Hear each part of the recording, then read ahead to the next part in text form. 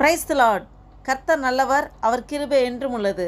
நாம் நிற்பதும் நிர்மூலமாக இருப்பதும் ஆண்டோட சுத்த கிருபை. இவ்வேளையில் வெளிப்படுத்தின விசேஷத்தை பற்றி நாம் இவ்வேளையில் அதிகமாக பார்க்க போகிறோம். இந்த வீடியோவை நீங்கள் பார்த்துவிட்டு அதற்கப்புறம் அந்த புஸ்தகத்தை படிக்கும்போது இன்னும் படிப்பதற்கு ஈஸியாகவும் புரிந்து கொள்வதற்கு லெவுகாகவும் இருக்கும்.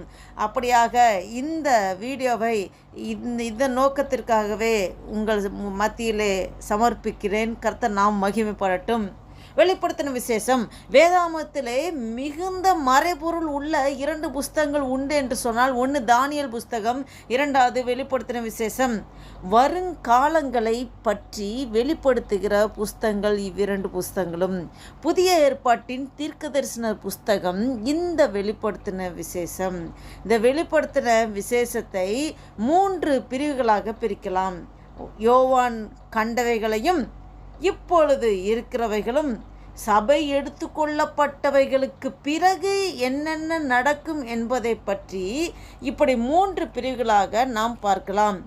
யோவான் பத்ம தீவிலே இருக்கும்போது சீக்கிரத்தில் சம்பவிக்க போகிறதை தம்முடைய ஊழியக்காரர்களுக்கு காண்பிக்கும் பொருட்டு தேவன் இயேசு கிறிஸ்து தம்முடைய தூதனை அனுப்பி அவருடைய ஊழியக்காரனாகிய யோவானுக்கு வெளிப்படுத்துவதுமான தேவனுடைய வசனமும் இயேசு கிறிஸ்துவை பற்றிய சாட்சியும் யோவான் கண்டவைகளும் கொண்ட புஸ்தகம்தான் இந்த வெளிப்படுத்தின விசேஷம். இந்த புஸ்தகத்தின் விசேஷம் பாக்கியம் உள்ளது. வெளிப்படுத்தின விசேஷம் 1ஆம் அதிகாரம் 3ஆம் வசனம் பார்க்கும்போது, இந்த தீர்க்கதரிசன வசனங்களை வாசிக்கிறவனும் கேட்கிறவர்களும் இதில் எழுதியிருக்கிறவைகளை கை கொள்ளுகிறவர்களும் பாக்கியவான்கள், காலம் சமீபமாயிருக்கிறது என்று பார்க்கிறோம். இன்னும் 22ஆம் அதிகாரம் 7ஆம் வசனத்திலும் இந்த பாக்கியம் உள்ளது என்பதை சொல்கிறதை பார்க்க முடிகிறது. முதல் அதிகாரத்தில் இயேசு கிறிஸ்துவின் தரிசனத்தை பற்றி சொல்லப்பட்டிருக்கிறது. 2ஆம் 3ஆம் அதிகாரத்தில் 7 சபைகளை உடைய தூதனுக்கு சொல்லப்பட்ட வார்த்தைகள் உள்ளது. 4ஆம் அதிகாரத்தில் பரலோக தரிசனம், பிதாவின் தரிசனம், பரலோகத்தில் இருக்கிற சிங்காசனத்தின் தரிசனம், அங்குள்ள கேருபீன்கள் 24 மூப்பர்கள் குறித்து சொல்லப்பட்டிருக்கிறது. 5ஆம் அதிகாரத்தில் பரலோகத்தில் வீற்றிருக்கிற பிதாவினிடத்திலிருந்து அவரது வலது கரத்திலிருந்து 7 முத்திரைகளினால் முத்திரிக்கப்பட்ட புஸ்தகத்தை ஆட்டுக்குட்டியானவர் வாங்குகிறார். 6ஆம் அதிகாரம் இதில் முதல் 6 முத்திரைகளை ஆட்டுக்குட்டியானவர் உடைக்கிறதை பார்க்க முடியும். இந்த 6 முத்திரைகள் உடைத்தபோது என்னென்ன நடந்தது என்பதையும் பார்க்க முடியும். 7ஆம் அதிகாரத்தில் தேவனுடைய ஊழியக்கார நெற்றியிலே முத்திரை போடுகிறதை பார்க்க முடியும். 1,44,000 பேர் முத்திரை போடப்படுகிறார்கள். அவர்கள் எல்லாரும் முதற்பேரான யூதர்கள். 8ஆம் அதிகாரத்தில் 7வது முத்திரை உடைப்பும் முதல் 4 எக்காலம் ஊதுகிறதும் அதில் சொல்லப்பட்டிருக்கிறது. 9ஆம் அதிகாரத்தில் 5வது எக்காலம் ஊதுகிறதும் 2 ஆபத்துக்கள் சொல்லப்பட்டிருக்கிறது. முதலாம் ஆபத்து, பாதாள குழியிலிருந்து புகையிலிருந்து வெட்டுக்கிளிகள் பூமியின் மேல் வருகிறதும், நெற்றியிலே தேவனுடைய முத்திரை தரித்திராதவர்களை மாத்திரம் அது சேதப்படுத்துகிறது. அதற்கான உத்தரவு மட்டும் அதற்கு கொடுக்கப்படுகிறது. 5ஆம் மாதம் அளவும் ஜனங்களை கொலை செய்யாமல் வேதனைப்படுத்தும்படி அதற்கு அதிகாரம் கொடுக்கப்பட்டது. மனுஷர்கள் சாவை தேடியும் அதை காணாதிருப்பார்கள். அப்படிப்பட்ட சூழ்நிலை உண்டாயிருந்த போதும் ஜனங்கள் மனம் திரும்பவில்லை என்று பார்க்கிறோம். 2வது ஆபத்து, 6வது எக்காலம் ஊதும்போது நடக்கிற ஆபத்து. ஐப்ராத்து பெரிய நதியிலே கட்டப்பட்டிருக்க 4 தூதர்களை அவிழ்த்து விட்டுறாங்க. 4 தூதர்களும் 1 மணி நேரத்துக்கும், 1 நாளைக்கும், 1 மாதத்துக்கும், 1 வருஷத்துக்கும் ஆயத்தமாக்கப்பட்டிருக்கிறாங்க. அவர்கள் மனுஷர்களை 1/3 ஜனங்களை கொல்லுவதற்கு அவர்களுக்கு அதிகாரம் கொடுக்கப்பட்டிருக்கிறது. 10வது அதிகாரத்திலே ஒரு பலமுள்ள ஒரு தூதன் திறக்கப்பட்ட ஒரு சிறிய புஸ்தகத்தை கொண்டு வருகிறான். யோவான் அந்த சிறிய புஸ்தகத்தை வாங்கி புசிக்கிறான்.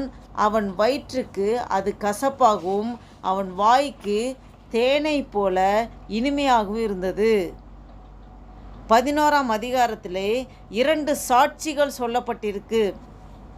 அவர்கள் இருவரும் இஸ்ரவேல் ஜனங்களுக்கு தேவனுடைய வார்த்தைகளை அறிவிக்கிறதுக்காக இருக்கிறாங்க. பூமியிலிருந்து வருகிற மிருகத்தினாலே கொலை செய்யப்படுகிறார்கள்.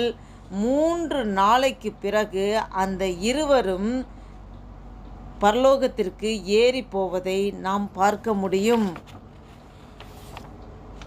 12வது அதிகாரத்தில் சூரியனை அணிந்திருந்த ஒரு ஸ்திரீயை பற்றி சொல்லப்பட்டிருக்கிறது. அவள் ஒரு ஆண் பிள்ளையை பெற்றெடுக்கிறாள். பழைய பிசாசு வலு சர்ப்பத்தோட யுத்தம் நடக்கிறது. மிகாவேலும் வலு சர்ப்பத்தோட சேர்ந்த தூதர்களும் யுத்தம் பண்ணுகிறார்கள். வலு சர்ப்பமும் அவனை சேர்ந்த தூதர்களும் யுத்தம் பண்ணியும் ஜெயம் கொள்ளவில்லை என்பதை பார்க்க முடியும். இந்த 3.5 வருஷம் போஷிக்கப்படத்தக்கதாக பெரும் கழுகின் சிறகுகள் இந்த ஸ்திரீக்கு கொடுக்கப்படுகிறது. இந்த வலுசர்ப்பம் இந்த ஸ்திரீயை துன்பப்படுத்துவதற்காக வாயை திறந்து வெள்ளத்தை ஊற்றுகிறது. பூமி இந்த ஸ்திரீக்கு உதவி செய்கிறது. 13ஆம் அதிகாரத்தில் சமுத்திரத்திலிருந்து ஏறி வருகிற ஒரு மிருகத்தை 1ஆம் வசனத்திலிருந்து 10ஆம் வசனம் வரைக்கும் சொல்லப்பட்டிருக்கிறது. இந்த ஏறி வருகிற மிருகம்தான் அந்தி கிறிஸ்து. அதற்கடுத்து பூமியிலிருந்து ஏறி வருகிற ஒரு மிருகத்தை பற்றி சொல்லப்பட்டிருக்கிறது. அதுதான் கள்ள தீர்க்கதரிசி.